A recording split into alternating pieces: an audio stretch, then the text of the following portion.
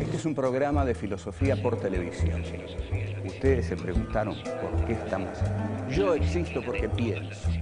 El hombre piensa. Es el lugar en el cual todos los saberes son pensados. Descartes es un héroe del pensamiento. Es difícil enfrentar las grandes cuestiones. Es un libro de Jean-Paul Sartre, Crítica de la razón dialéctica. Esta es la historia de la filosofía de Hegel. Eterno. La filosofía es la totalidad de lo real, porque piensa. La totalidad de lo real.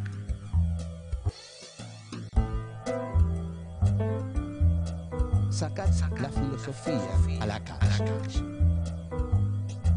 Sujetos, sujetados. Si la historia está en manos de Dios, ¿qué hacen los hombres?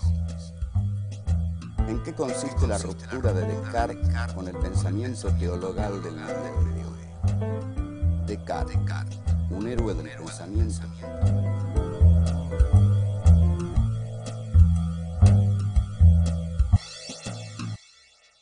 Habíamos dicho en el programa anterior que la filosofía tiene como surgimiento la condición finita del hombre, que en realidad si el hombre no fuera un ser finito, es decir, un ser finito es una frase un poco demasiado exquisita para decir que estira la pata, digamos, es más concreto, se muere, el hombre se muere, y es porque se muere que reflexiona, filosofa, hace todas las cosas que hace sobre este mundo. Si en lugar de hombres fuéramos dioses, no nos preocuparía las cosas que preocupan a la filosofía, porque los dioses no hacen filosofía, los dioses son dioses y bueno, o retosan en el Olimpo o le dictan las tablas de la ley a Moisés, bueno, o hacen cosas que ninguna de las cuales implica morirse, pero el hombre sí, el hombre es un ser finito y lo interesante de esto, para avanzar, porque esto ya lo dijimos, es ¿qué pasaría si fuéramos inmortales? ¿Qué pasaría si no nos muriéramos? Hay un cuento, excelente cuento, porque no todos los cuentos de Borges son buenos, pero este es bueno en serio, que es El Inmortal. El Inmortal trata justamente la historia de alguien que no va a morir jamás. Y se encuentra con Homero una vez, Homero que es inmortal. Entonces narra y dice, me encontré con Homero en las puertas de Tánger. Me despedí de Homero en las puertas de Tánger. Creo que no nos dijimos adiós. Claro, porque dos inmortales no se pueden decir adiós. Dos inmortales, inevitablemente, en el largo de su inacabable vida, se van a volver a encontrar en algún momento. Nosotros decimos adiós, hasta luego, hasta pronto, que te vaya bien en ese viaje, ojalá vuelvas pronto, porque sabemos que cada partida puede tener un no retorno, puede no tener un retorno. Dos inmortales que se separan saben que en algún momento de sus vidas se van a volver a encontrar. O sea, ¿qué sacamos de esto? Que el hombre es un ser patético porque vive una situación patética, la de saber su finitud, pero a la vez es un ser precioso, porque cada uno de los instantes de su vida vale infinitamente. El instante de la vida de un inmortal no vale nada, porque ese instante va a ser repetido hasta la náusea, va a ser repetido hasta el infinito. En cambio, cada uno de los instantes de nuestra vida es único porque es un camino hacia la muerte, es verdad, pero es también nuestra vida actual, presente, la que estamos viviendo ahora. Entonces, eso es lo que nos hace preciosos. Cada momento de nuestra vida es precioso. Entonces, eso es, digamos, lo que Borges básicamente plantea en ese cuento, El Inmortal, y lo plantea muy bien, y por supuesto con muy buena prosa, porque Borges escribía muy bien. Ahora, el pensamiento filosófico es deseable que sea autónomo, y no solo el pensamiento filosófico, el suyo también, el mío también. En general, es conveniente, es recomendable que nuestro pensamiento sea autónomo, es decir, que sea nuestro, que no seamos pensados por el sistema, por darle este nombre así general a la cosa. Digamos, hay un enorme sistema que nos piensa, que piensa todo por nosotros, entonces nos ahorra la terrible tarea de pensar. A esto Heidegger lo llama vivir en estado de interpretado. Casi toda la gente de este mundo vive en estado de interpretado. Miren, les voy a dar un ejemplo de estado de interpretado. La ideología taxi, espero que los taxis, yo tomo muchos taxis, espero que no se enojen conmigo, pero generalmente uno sube al taxi y el taxista argentino tiene una costumbre muy peculiar, que es que uno sube y él le empieza a hablar. Esto es muy argentino, pero le empieza a hablar de lo que escucha por la radio. Entonces, apenas dice dos palabras, uno ya sabe qué radio escucha. Entonces uno puede decirle, mire, no siga hablando porque yo sé que usted me va a decir esto y esto. Ah, dice el taxista, ¿cómo lo sabía? Y lo sé porque eso es lo que dicen en la radio que usted escucha. Entonces usted no está diciendo sus ideas, está diciendo las ideas de la radio que escucha. Usted no está hablando, está siendo hablado. Usted no está pensando, está siendo pensado. Usted vive en estado de interpretado. Sus ideas no son suyas. Lo que usted dice no le pertenece. Entonces, esta cuestión de vivir en estado de interpretado, Heidegger la va a llamar la existencia inauténtica. La existencia inauténtica es, ante todo, aquella que es incapaz de reflexionar de cara a la finitud del hombre. La existencia inauténtica es aquella que vive en exterioridad. Vamos a dar 3 elementos de la existencia inauténtica. La avidez de novedades. Por ejemplo, la gente vive devorada por la avidez de novedades. Es decir, salta de una cosa a la otra. ¿Qué hay de nuevo en literatura? Tal cosa. ¿Qué hay de nuevo en moda? Tal otra. Por eso, digamos, la moda, que es un ejemplo total de la avidez de novedades, cambia constantemente, justamente para posibilitar y facilitar y promover el consumo. La avidez de novedades. Después está también lo que hay que leer, lo que hay que ver, etc. Todo esto tiene que ver con la existencia inauténtica. Es decir, son sujetos sujetados por el poder.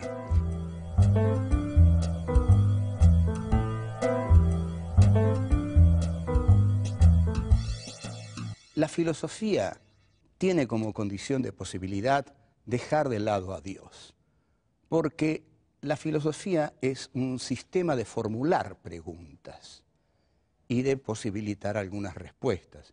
Pero fundamentalmente yo diría que la filosofía es el arte de preguntar. En cambio, Dios es el arte o el ser que da todas las respuestas. Durante el medioevo, los hombres no hicieron filosofía porque la verdad les era revelada por Dios. Al serles la verdad revelada por Dios, no buscaban la verdad. Bastaba creer en Dios, bastaba creer en lo que Dios revelaba a través de los textos evangélicos para tener todas las respuestas. En realidad era una situación bastante cómoda. Es decir, la vida era un páramo de lágrimas, pero alguien había venido a sufrir y había redimido todos nuestros pecados y hay una promesa, que es la promesa divina, que vamos a llegar al reino de los cielos y ahí seremos todos eternos y felices. Este relato, por supuesto, paraliza a los seres humanos, porque todo está resuelto. Todo está resuelto. No hay preguntas que hacer porque Dios las responde a todas. No hay orden histórico que transformar porque este decurso histórico no es el importante, sino el que va a venir después, el del reino de los cielos. Entonces, durante 10 o 13 siglos, la historia permaneció detenida. Permaneció detenida porque no son los hombres los que hacen la historia. Cuando los hombres se someten a la veracidad divina, al juicio divino, a la promesa divina, no toman la historia entre sus manos. El que está haciendo la historia es Dios. Es tanto lo que creen en la figura de Dios y de sus representantes terrenos, es decir, la Iglesia, que quedan históricamente paralizados. si a eso le añadimos el poder terrenal, despiadado de la Inquisición, entonces, efectivamente, los hombres trabajan, son labriegos y toda verdad es una verdad revelada por Dios. Y la duda que pueda tener cualquier hombre la tiene que ir a decir en el confesionario. Entonces, en el confesionario surge lo que Michel Foucault llama el poder pastoral. El poder pastoral es uno de los poderes más despóticos que se han instalado en la tierra. El poder pastoral es el poder de los representantes de la Iglesia en el confesionario. Es decir, ¿qué hace alguien cuando va al confesionario? Le va a decir al cura ante el cual se somete en el confesionario, le va a decir lo que le pasa. Padre, he pecado, o padre, he hecho esto, aquello, ¿verdad? Y el cura lo escucha y domina su subjetividad, la tiene. El otro le entrega la subjetividad al cura y el cura la recibe y le da 2, 3 cosas, Padre Nuestro, y lo manda afuera. Entonces, hay un poder pastoral, dice Foucault, que se realiza a través de la confesión. Luego, va a decir Foucault, va a venir el poder pastoral del Estado, va a ser el Estado moderno el que a través de la ciencia, las prisiones, los manicomios, el psicoanálisis, va a representar ese poder pastoral. Ustedes observan, lo interesante que dice Foucault es que esa confesión que el hombre del medioevo le hacía al cura es muy similar a la confesión que el paciente le hace al psicoanalista hoy en día. De modo que el poder pastoral en el Estado moderno lo tienen las instituciones medicinales, psicoanalíticas, las cárceles, los manicomios, donde se agrupa a la gente.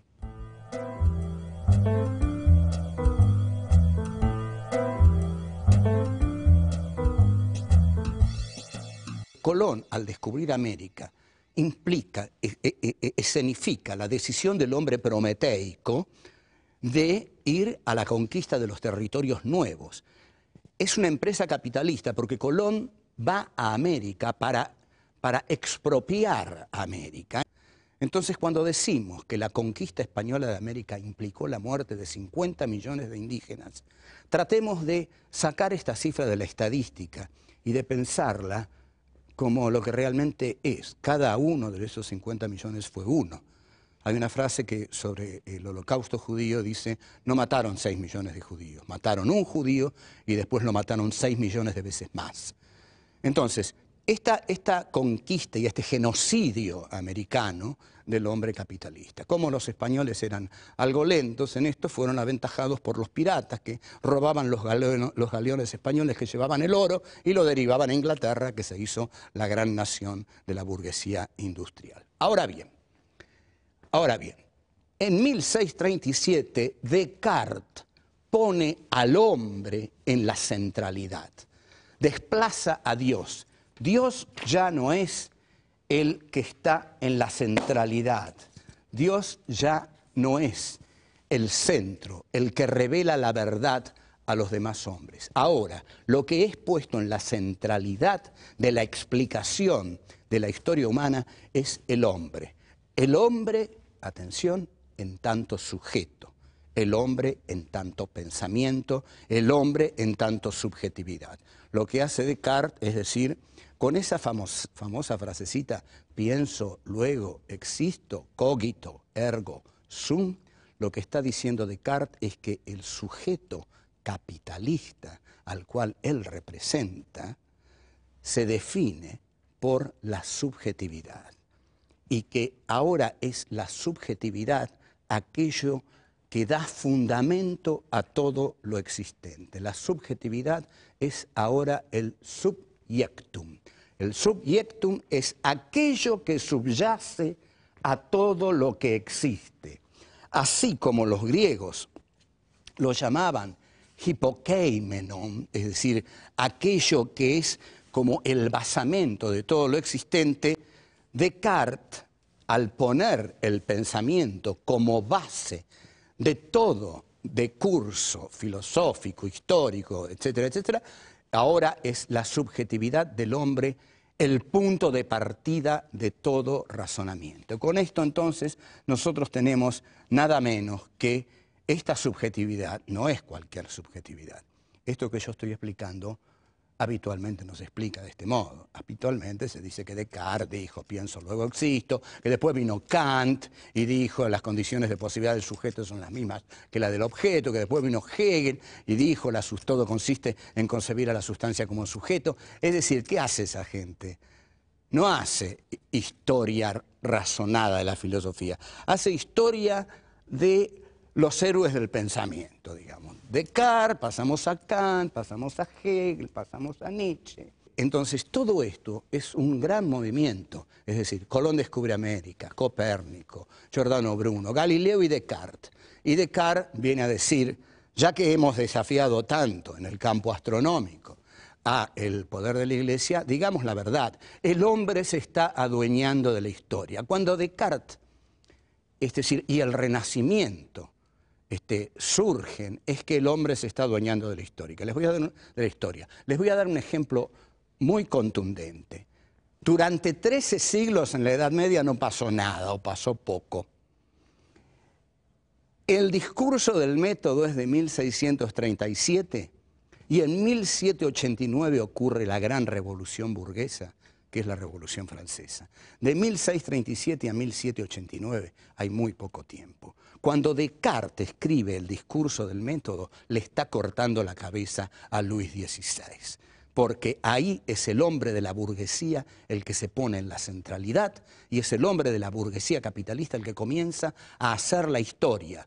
Entonces, cuando el hombre comienza a hacer la historia se dinamiza, porque el hombre ya no está esperando de Dios que Dios haga la historia, la hace él. Entonces la historia cobra un ritmo que antes no tenía, porque antes era la etapa de la espera. Se esperaba el reino de los cielos. Ahora los hombres ya no esperan nada, lo hacen todo ellos.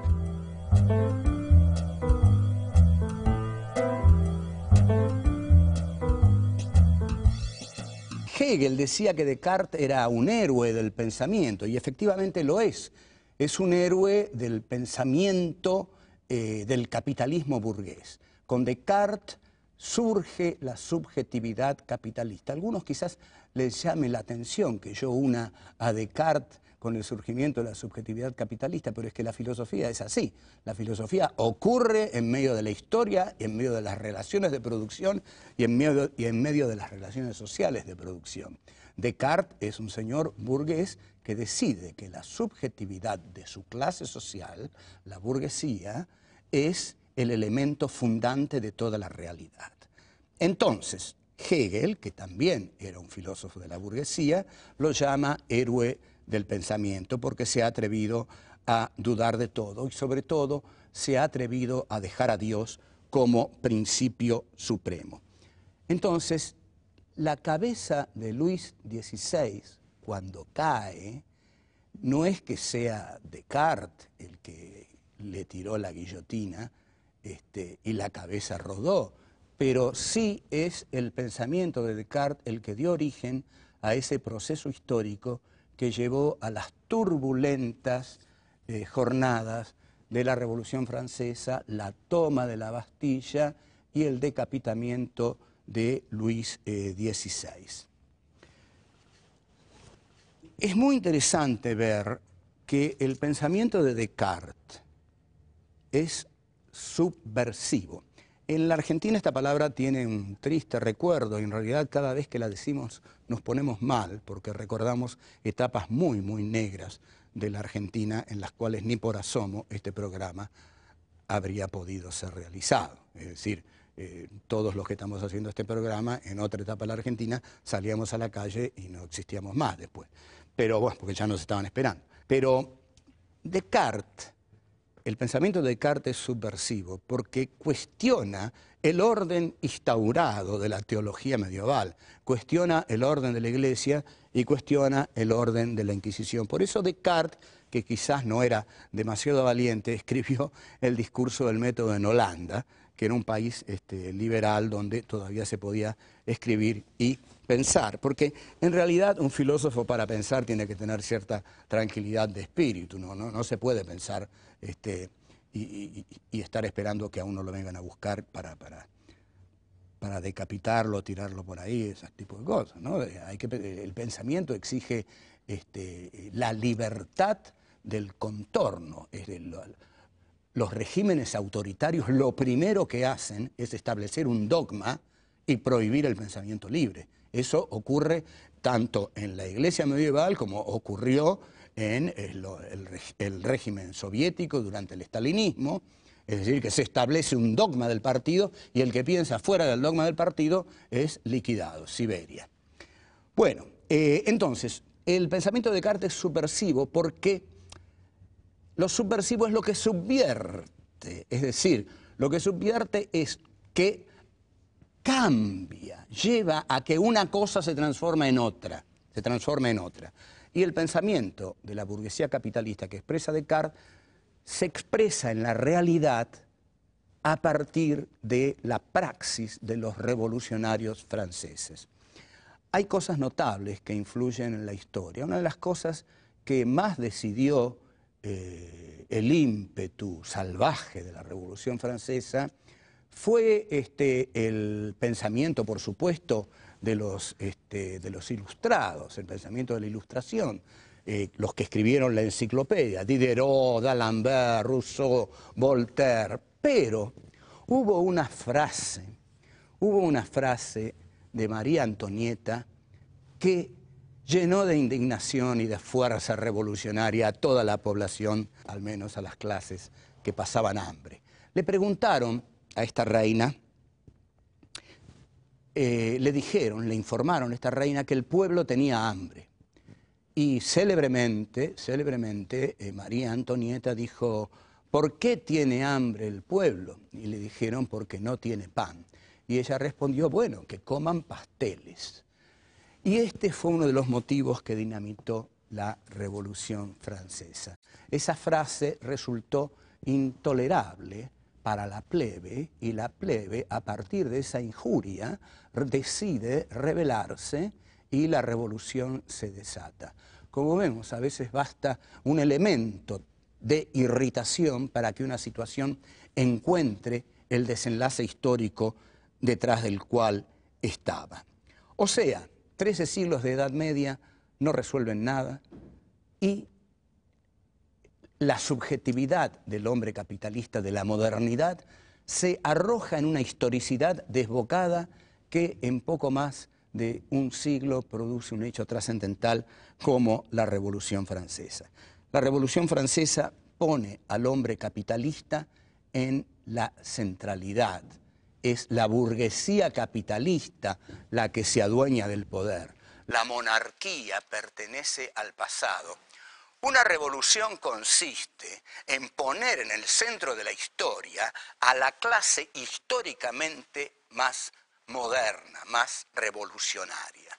Entonces, la aptitud que va a tener el hombre capitalista es la aptitud de hacer la historia. Como vamos a ver, y esto va a volver muy apasionante nuestro curso, el capitalismo va a generar su antagonista, que va a ser el proletariado. Y eso nos lo va a explicar el cabezón barbado, Marx, que vimos ahí. Ahora lo dejamos aquí, yo que sé, me voy, porque la filosofía tiene que salir a la calle y ensuciarse un poco.